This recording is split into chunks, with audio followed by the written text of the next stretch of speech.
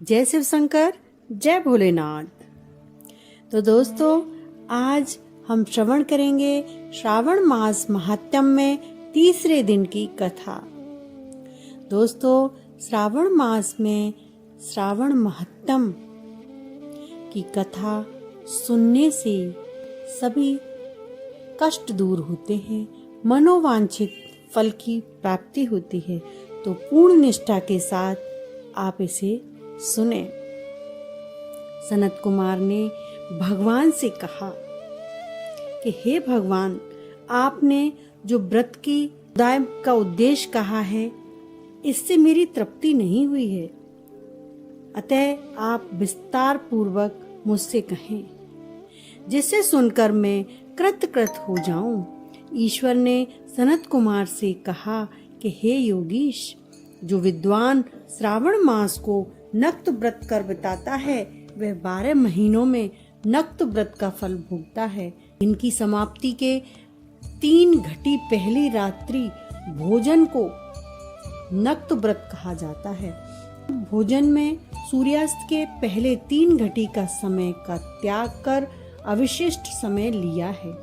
सूर्यास्त के 3 घटी तक संध्या काल कहा है।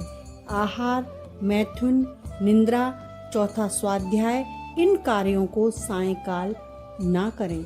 गृहस्थ एवं सन्यासी के भेद से नक्त भोजन की 2 प्रकार की अवस्था मुझसे सुने। सूर्य नारायण के मंद होने पर अपनी देह की छाया द्वितीय गणित हो, उस समय को सन्यासी के लिए नक्त भोजन व्रत कहा है। रात्रि में भोजन को नक्त भोजन नहीं कहा गया है। पंडितों ने गृहस्थ के लिए नक्षत्र के उदय होने पर रात्रि भोजन को नक्त भोजन व्रत कहा है। सन्यासियों के लिए रात्रि काल में निषिद्ध हो जाने से दिन के अष्टम भाग में भोजन का विधान है।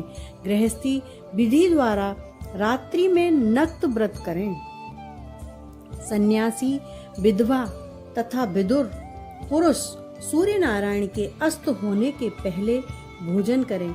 जो पुत्रवान है, वह आश्रयहीन है, अथवा स्त्री विहीन पुत्रवान विदुर यदि है, तो वह रात्रि में भोजन करें, क्योंकि जो पुत्रवान है वह भी आश्रयी होता है। श्रावण मास में नक्त व्रत को करने वाला प्राणी उत्तम गति को प्राप्त करता है। पहले श्रावण मास के आ जाने पर प्रतिपदा तिथि में प्रातःकाल संकल्प करें कि मैं श्रावण में 1 महीने तक ब्रह्मचर्य व्रत का पालन रहकर प्रतिदिन सुबह स्नान करूंगा। नक्त व्रत, रात्रि में शयन तथा प्राणियों पर दया करूंगी या करूंगा। हे देव, यदि इस व्रत को प्रारंभ होने पर व्रत समाप्ति के पूर्व ही मर गया, तो हे जगतपते, उस समय आपके प्रसाद से व्रत परिपूर्ण हो। यूं बुद्धिमान मासा प्रारंभ में संकल्प कर नक्त व्रत करें। हे मने, अब उत्तम लक्ष्य पूजा विधि सुनो। लक्ष्मी की इच्छा करने वाला मनुष्य बिल्व पत्रों से, शांति की कामना करने वाला दूर्वाओं से तथा आयुष की इच्छा करने वाला चंपा के पुष्पों से भगवान हरि का अर्चन करें।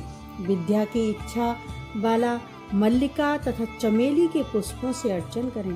तुलसी दलों से शिव और भगवान विष्णु प्रसन्न होते हैं। पुत्र की कामना करने वाला मनुष्य कटेरी के पुष्पों से पूजन करे। दुःस्वप्न नाश करने के लिए उत्तम धान्य से अर्चन करें।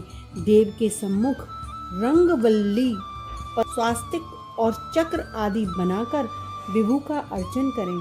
यूं संपूर्ण कामनाओं की सिद्धि के लिए सब पुष्पों से अर्चन करें। यदि लक्ष्मी पूजा की करते हैं तो शंकर प्रसन्न होते हैं। अतः अंत में उद्यापन करें। मंडप बनाकर मंडप में वेदी बनावें। आचार्य का वरण करें। मंडप में प्रवेश कर रात में भजन कीर्तन करें। वेद पाठ से जागरण करें। वेदी पर उत्तम चतुलिंगो भद्र बनाकर उसके मध्य भाग में चावल से सुंदर कैलाश बनावें। उस बेदी की जगह खूब चमकीला तांबे का कलश स्थापित करें। उसे पंच पल्लवों तथा सूक्ष्म वस्त्र को रखें।